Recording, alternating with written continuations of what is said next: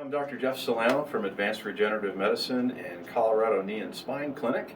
We're here today with the lovely and talented Kelly Yost, our nurse practitioner, and today we're going to be taking a look at wrists. And Kelly has had a little bit of trouble with her right wrist. I checked it last week. The lunate bone in her wrist tends to drift out of place a little bit.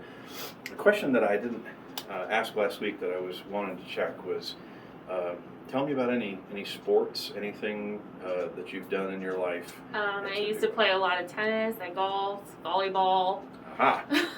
So, some stuff that's involved in that, of course, with the golf. There's a lot of impact on the wrists, and there may be, and any of us have probably fallen off something as a kid and landed on our wrists, and whether that's connected or not. But typically, people that have problems with their wrists have had an athletic background of some kind if they're not doing something that's a repetitive stress injury, or both. But either way, just a question that I always like to ask, because you have an injury with that wrist, with that lunate bone, that speaks a lot of someone who's right-handed. Are you right-handed? I am right-handed. I honestly didn't know the answer to that. But Kelly uses her hands, of course, for a living. She's a fantastic nurse practitioner. You can imagine the intricacies and the small, fine motor work that's involved. If she's having any discomfort with the wrist, that can get in the way. So if you would, let me see your hand. And I want you to, in a second when I tell you, I'm going to have you shake my hand, and I want you to do it at the same time. And we're just going to compare her strength. So go ahead and squeeze as hard as you can. And, I know you can't tell that at home, but it's pretty even. Okay, so grab my fingers and my fingers on this side, and I'm just going to try to pull your fingers open, and you pull against me. Okay, so a lot of power there. So we're not having anything that's compromising her ability to grip with anything. Hold your fingers open, just like that. I'm going to push your fingers together. I want you to fight me. Okay, good. Okay, now hold your fingers tightly like that, and I'm going to try to separate them, and you fight me. Okay, it's all right. And now roll your hand over, and remember we did this last week with the cervical adjustment with your pinky and your thumb. Hold that as tight as you can. I'm going to try to pull it apart. Okay, I mean, not bad, right? I mean, Kelly, doesn't have symptoms of carpal tunnel. We're not doing, Tennell's or Phelan's, test at all. But a lot of people who do have carpal tunnel or believe they have carpal tunnel actually might not have carpal tunnel. They might have some things going on with the carpal bones in the wrist. So what we're going to do is we're just going to feel around.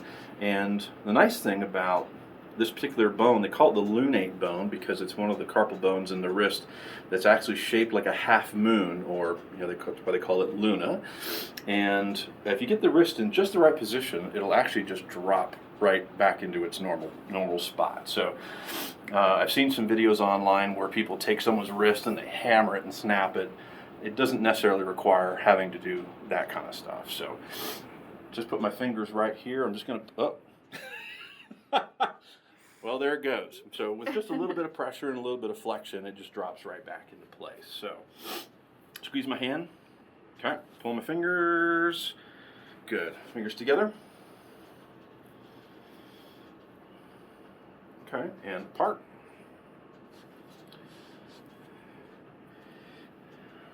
Very good. Thumb and pinky, hard as you can. Yeah. Okay, good. So again, with just a little bit of misalignment, we're just checking the innervation, especially with that pre and post muscle test. I want to make sure that as the nerves, especially the median nerve, and everything is flowing through, that we're getting proper innervation to the ponderosa muscles. Check that one up. That's a 25-cent word. And in that case, we've got a definite difference in the strength back and forth. So minor misalignment. Kelly's not in any discomfort with her wrist.